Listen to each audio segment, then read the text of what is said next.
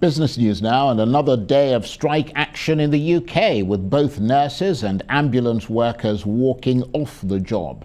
It's the biggest strike in the history of the nation's National Health Service, which celebrates its 75th birthday this year. And it comes as Prime Minister Rishi Sunak faces pressure from party colleagues to stimulate the economy, with some parliamentarians renewing calls for tax cuts, despite Mr. Sunak's insistence that the government lacks the money to increase pay for public sector staff. But healthcare workers say their wages have fallen below the rate of inflation for years, which is only exacerbating an existing nursing shortage. Just listen. They're still not listening. They're still saying, you know, the NHS doesn't have the money to pay. Of course the NHS doesn't have the money. That's why we're here. We're here for everyone. The government needs to listen and discuss pay rather than just saying the NHS doesn't have money. Well, I think we can already see a drop in applications to study nursing. I think we're going to find it harder and harder to recruit, harder and harder to retain staff. A lot of people have left the profession already because they're so disillusioned. I think we've got to look at the future, and that's what this is all about. Actually, it's not about the present so much, it's about the future as well. So it looks like a very bleak future. That's two of the nurses picketing outside London hospitals earlier. Well, let's cross over to London, where our Rise correspondent Laurie Laird is monitoring this story and the other business news of the day, including allegations of financial irregularities as one of the powerhouses of the football world. Good to see you, Laurie. We just heard the nurses airing their grievances there. Anything from the other side, the government, today? Absolutely. Very good question, Charles. And there hasn't been a great deal from the government. The government wheeled out a junior minister, a woman called Maria Caulfield, whose portfolio includes women's issues and mental health issues. She spoke to a UK network today and didn't say a great deal, but she seemed to suggest that some money has already gone into the NHS, and any more money that would go toward other things like paying nurses more would be taking money away from other bits of the NHS. Her argument wasn't all that well received, didn't make a great deal of economic sense, but the big voices, particularly Rishi Sunak, the Prime Minister, have been conspicuously silent today on this. And just remind us, Laurie, what the nurses are actually asking for.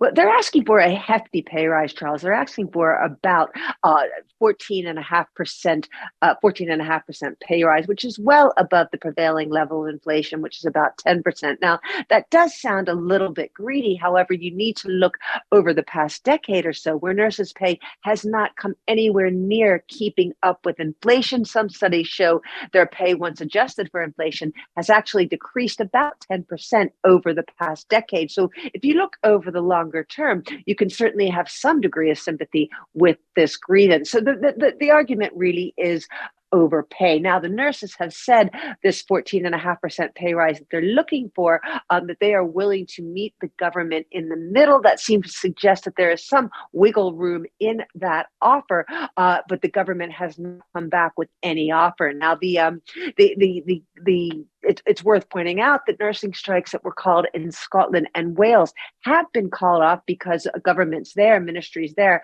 have decided to talk to the workers. We have not seen that happen in England quite yet. And usually, Laurie, when both sides are digging in, it often takes public opinion to break the tie. Where does public opinion lie? And I think you're bringing up such a good point there, Charles. So far, public opinion has been on the side of the striking nurses, and not just the nurses. Public opinion has also been behind striking transport workers, striking border control workers. Each of these different groups are still relying on the support of more people. More people support these strikes than oppose the strikes. However, many of the people who the Conservative Party relies on for votes, these Conservative Party members, may not rely rely all that much on public transport. They can afford to say they support public transport workers going on strike.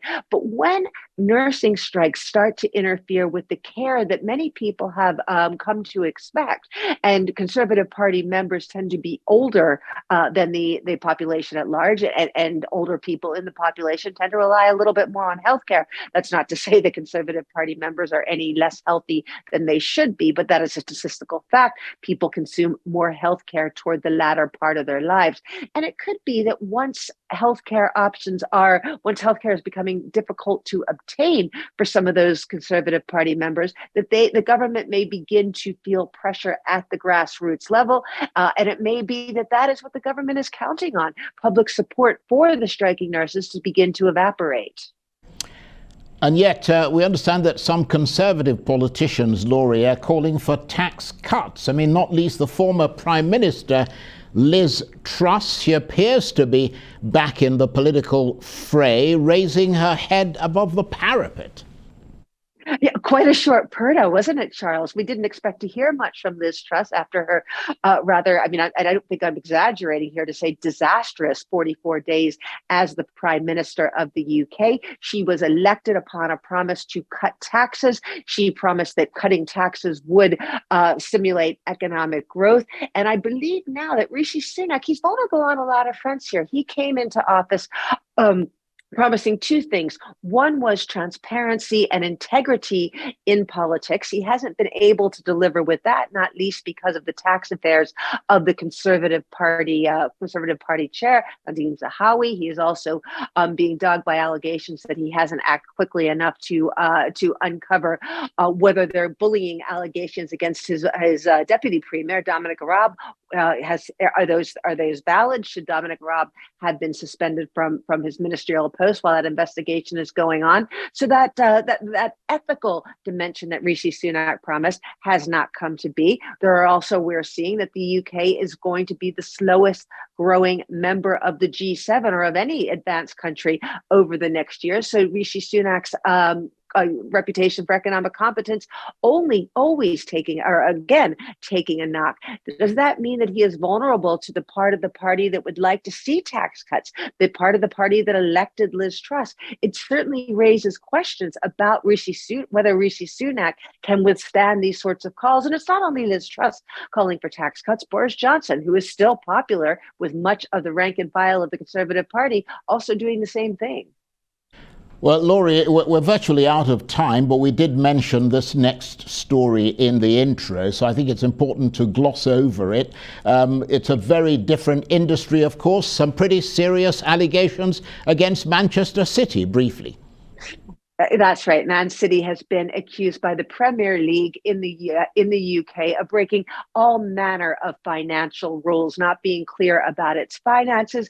But this is after a 4-year investigation. So anyone looking for a quick outcome to this investigation, this will now go to an independent panel. Anyone looking for a quick outcome may be disappointed. Worst case scenario, Man City, could be banned from European competitions, even English competitions. But again, I don't think we'll see a resolution anytime soon on this one. Laurie, thanks very much indeed. Laurie Laird, Arise business correspondent, talking to me there from London.